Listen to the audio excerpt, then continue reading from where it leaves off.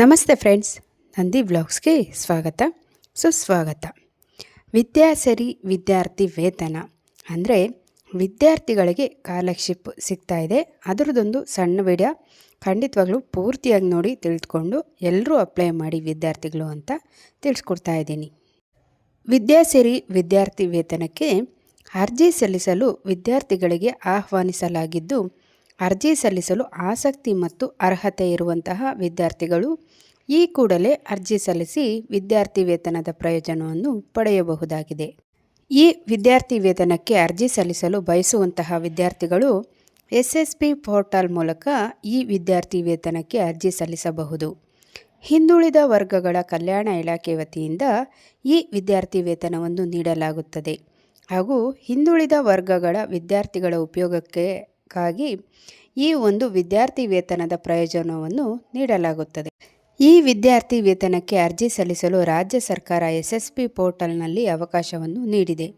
ಅರ್ಜಿ ಸಲ್ಲಿಸಲು ಆಸಕ್ತಿ ಮತ್ತು ಅರ್ಹತೆ ಇರುವಂತಹ ವಿದ್ಯಾರ್ಥಿಗಳು ಈ ಎಲ್ಲ ಮಾಹಿತಿಗಳನ್ನು ತಿಳ್ಕೊಂಡು ಅರ್ಜಿಯನ್ನು ಸಲ್ಲಿಸಿ.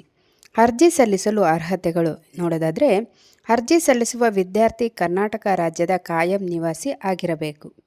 ಮತ್ತು ಹಿಂದುಳಿದ ವರ್ಗಗಳ ಯಾವುದೇ ವಿದ್ಯಾರ್ಥಿಯು ಈ ವಿದ್ಯಾರ್ಥಿ ವೇತನಕ್ಕೆ ಅರ್ಜಿ ಸಲ್ಲಿಸಬಹುದು.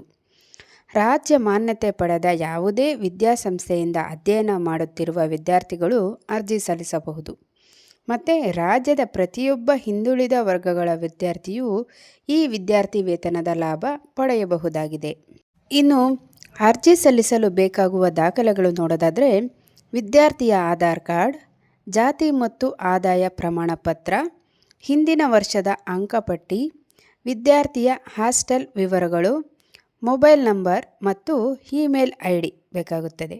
ಅರ್ಜಿ ಸಲ್ಲಿಸುವುದು ಹೇಗೆ ಅಂತ ನೋಡೋದಾದರೆ, ವಿದ್ಯಾರ್ಥಿ ವೇತನಕ್ಕೆ ವಿದ್ಯಾರ್ಥಿಗಳು ಆನ್ಲೈನ್ನಲ್ಲಿ SSP ಪೋರ್ಟಲ್ ಮೂಲಕ ಅರ್ಜಿ ಸಲ್ಲಿಸಬಹುದಾಗಿದೆ. ಅರ್ಜಿ ಸಲ್ಲಿಸಲು ಬೇಕಾಗುವಂತಹ ನೇರವಾದ ಲಿಂಕ್ ಈ ಕೆಳಗಡೆ ನೀಡಲಾಗಿರುತ್ತದೆ. ಅದನ್ನು ಬಳಸಿಕೊಂಡು ನೀವು ಈ ವಿದ್ಯಾರ್ಥಿ ವೇತನಕ್ಕೆ ಅರ್ಜಿ ಸಲ್ಲಿಸಬಹುದು. ನೋಡಿ, ನಾನಿಲ್ಲಿ ಲಿಂಕನ್ನು ಇಲ್ಲಿ ಸ್ಕ್ರೀನ್ ಮೇಲೆ ಕೊಟ್ಟಿರ್ತೀನಿ, ದಯವಿಟ್ಟು ನೋಡಿ ನೀವು ಅರ್ಜಿ ಸಲ್ಲಿಸಬಹುದು. ಮೇಲೆ ನೀಡಿರುವಂತಹ ಜಾಲತಾಣವನ್ನು ಬಳಸಿ ವಿದ್ಯಾರ್ಥಿ ವೇತನಕ್ಕೆ ನೇರವಾಗಿ ಅರ್ಜಿ ಸಲ್ಲಿಸಬಹುದಾಗಿದೆ.